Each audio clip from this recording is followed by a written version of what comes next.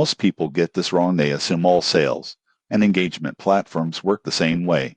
But Drift and Salesloft serve different purposes, and picking the wrong one can cost your team time and revenue. Drift is primarily a conversational marketing platform. It focuses on chatbots, live chat, and AI-powered messaging to engage website visitors in real time. Drift helps qualify leads, book meetings, and improve website conversion rates without human intervention. Its strength lies in real-time engagement and reducing friction between marketing and sales teams. Salesloft, on the other hand, is a sales engagement platform. It helps sales teams manage outreach via email, phone, and social touches. It's built for tracking cadences, logging activities, and analyzing team performance. Salesloft doesn't handle chatbots or live website engagement, but excels at outbound sales management. In my experience, companies that want inbound lead engagement and automation benefit most from Drift. Sales teams focused on outbound prospecting, pipeline management, and team analytics will get more value from Salesloft. Pricing varies.